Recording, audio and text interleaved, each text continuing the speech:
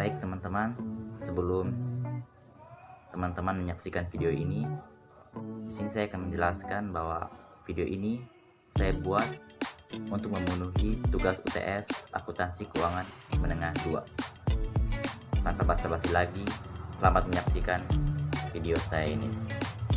Cek bisa. Baik, perkenalkan, nama saya Vincent Martintar Junior dengan NIM 18120-143. Pada kesempatan ini saya akan menjelaskan bagaimana cara menghitung amortisasi, membuat jurnal dan pelaporan investasi obligasi dengan metode amortisasi cost. Langsung saja, berikut soal ilustrasi yang akan saya jelaskan. Baik teman-teman, jadi ini merupakan soal ilustrasi untuk perusahaan Robinson. Langsung saja kita bahas sama-sama. Di sini Robinson Company membeli obligasi Evermaster Corporation senilai $110.000 dengan tingkat diskontonya 8% pada tanggal 1 Januari 2011 dengan membayar $97.278. Nah, obligasinya akan jatuh tempo pada tanggal 1 Januari 2016 dan yield sebesar 10%. Bunga dibayarkan setiap pada tanggal 1 Juli dan tanggal 1 Januari. Di sini dimintanya kita harus membuat tabel amortisasi, jurnal dan pelaporannya. Langsung saja kita bahas untuk amortisasi. Untuk amortisasi sudah pasti kita akan membuat tabel amortisasinya. Nah, jadi ini merupakan gambaran dari tabel amortisasi untuk pembelian obligasi 8% pada yield 10%. Langsung saja kita bahas sama-sama untuk tabel amortisasinya. Di sini teman-teman melihat di penerimaan kas pada tanggal 1 Juli 2011 itu jumlahnya yaitu sebesar $4.400. Nah, untuk $4.400 ini didapatkan dari $110, maksudnya $110.000 dikalikan dengan 0,08 atau 8% dikali dengan 6/12, maka hasilnya akan dapat ini $4.400. Selanjutnya di bagian pendapatan bunga itu tertera sebesar $4.864. Nah, untuk pendapatan bunganya sendiri yang $4.864 ini didapatkan dari $97.278 dikalikan dengan 0,1 atau 10% dikalikan dengan 6/12, maka hasilnya akan dapat $4.864. Setelah itu selanjutnya kita akan melihat untuk amortisasi diskonto obligasi. Nah, di sini pada tanggal 1 Juli 2011 terdapat sebesar $464. Nah, untuk $464 ini kita dapatkan dari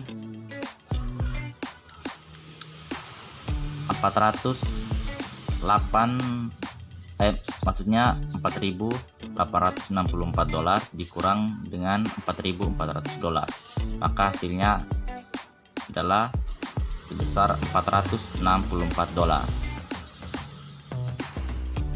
Ini dia hasilnya. Terakhir di situ bagian tabel terdapat jumlah tercatat obligasi. Di sini seperti di contoh soal 97.278 ini sudah tercantum dalam soal ya, itu untuk yang harus dibayar. Yang harus dibayar itu sebesar 97.278 dolar.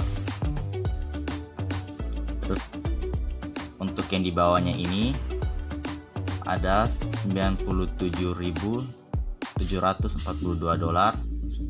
Itu didapatkan dari 97.278 dolar ditambah dengan 464 dolar, maka hasilnya akan kita dapatkan sebesar 97.742 dolar.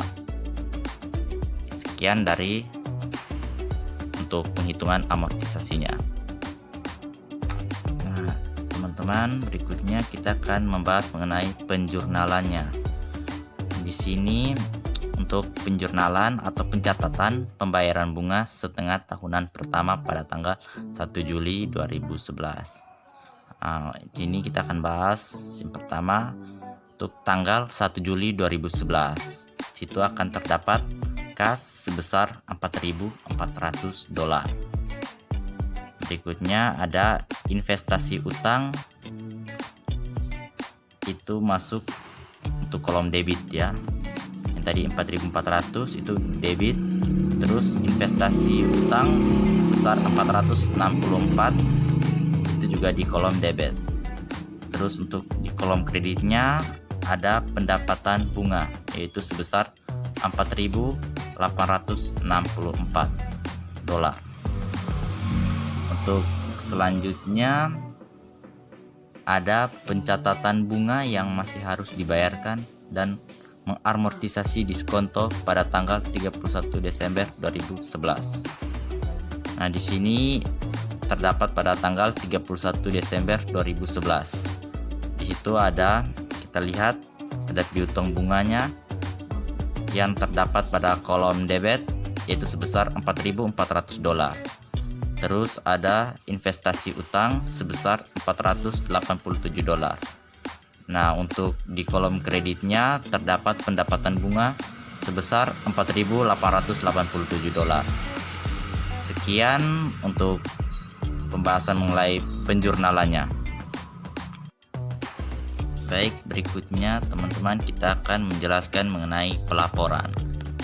Di sini Robinson melaporkan investasi dalam obligasi Evermaster pada laporan keuangan pada tanggal 31 Desember 2011.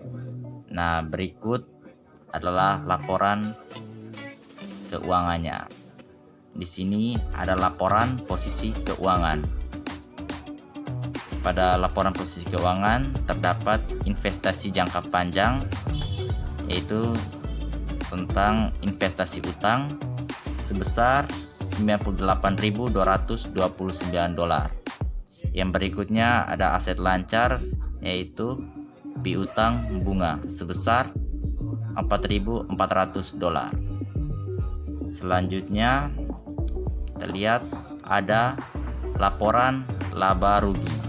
Di sini teman-teman kita lihat untuk laporan laba ruginya ada pendapatan dan beban lainnya, yaitu pendapatan bunga.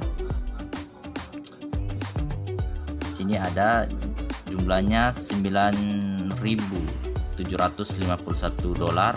Itu kita dapatkan dari ini, kita jumlahkan 4.864 dolar ditambah 4.887 dolar, maka sudah pasti hasilnya adalah 9.751